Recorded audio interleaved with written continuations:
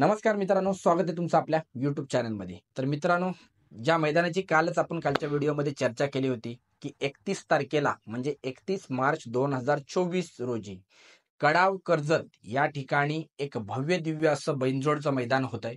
हे मैदान होण्याचं कारण आहे की आपल्या 50-50 या बैलाचे मालक जयेश शेठ पाटील यांच्या वाढदिवसानिमित्त हे मैदान होत आहे आणि एक मोठं मैदान होणार आहे. आणि या मैदानासाठी 2 मोठ्या बिनजोडच्या शर्यतींची घोषणा झालेली आहे. एक जी शर्यत होणार आहे त्याच्याबद्दल आपण कालच्या व्हिडिओमध्ये चर्चा केली होती की एक बैल असेल परेश शेठ भंडारी यांचा वरदान 50-50 आणि त्याच्याबरोबर दुसरा जो बैल आहे म्हणजे त्याच्या विरुद्ध जो बैल पाळणार आहे तो बैल म्हणजे आपले रणजित निंबाळकर सर यांचा.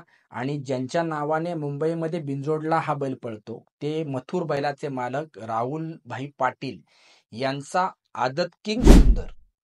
आणि वरदान 50-50 आणि आदत किंग सुंदर हे एक बैल सांगून होणारी शर्यत आहे. दुसरी जी शर्यत आहे ती शर्यत देखील एक बैल सांगूनच ठरलेली आहे.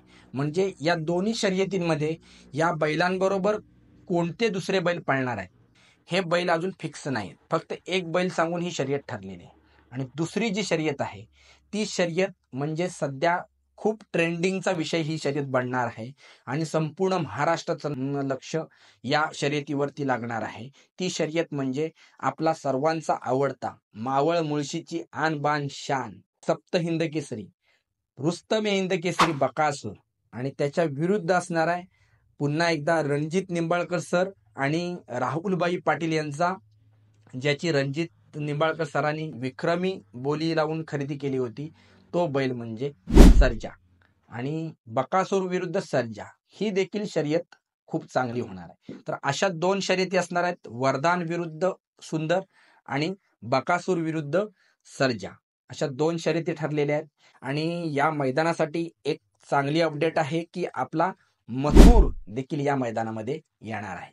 त्याच्यामुळे आता भरपूर उत्सुकता लागली आहे. कारण का मी तुम्हाला अगोदर सांगितलं असं की आपला सुंदर आणि सर्जा हे वेगवेगळे पळणार आहेत. आणि त्याच्यामुळे सर्जा आणि सुंदर ही तर जोडी असू शकत नाही. दोघांच्या वेगवेगळ्या बिनजोड ठरलेल्या आहेत. सुंदरची वैदान बरोबर ठरले आणि सर्जाची बकासूर बरोबर ठरले.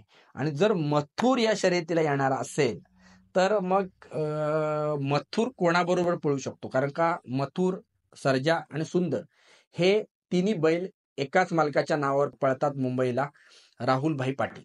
आणि जर मथुर आणि सर्जा पळाला किंवा मथुर आणि सुंदर पळाला तर देखील ही जोडी बघण्यासारखी पळ करणार. तर आता मथुर कोणाबरोबर पळू शकतो हे आपल्याला मैदानातच समजेल. त्याच्यामुळे तुम्हाला काय वाटतं की मथुर कोणाबरोबर पळू शकतो? मथुर सुंदर बरोबर पळू शकतो की मथुर सर्जा बरोबर पळू शकतो हे आम्हाला कमेंट करून नक्की सांगा.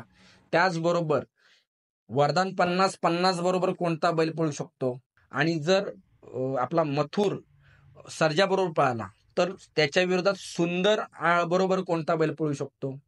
तसंच इकडे बकासूर बरोबर कोणता बैल पळू शकतो. आणि जर मथुर सर्जा बरोबर न पळता सुंदर बरोबर पळाला तर सर्जा बरोबर जोडीला कोण असेल. तर असे संभावित पैरे तुम्हाला काय वाटतं की कोण अशा जोड्या असू शकतात. कारण का ह्या ज्या शर्यती आहेत त्या एक बैल सांगूनच ठरलेल्या आहेत आणि दुसरा बैल आपण कोणीच प्रेडिक्ट करू शकत नाही की कोणता बैल पळेल.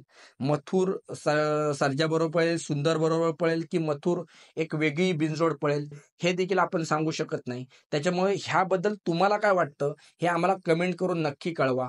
आणि या दोन्ही ज्या शर्यती आहेत त्या बघण्यासारख्या होणार आहेत, डोळ्याचं पारणं फेडणाऱ्या लढती होणार आहेत.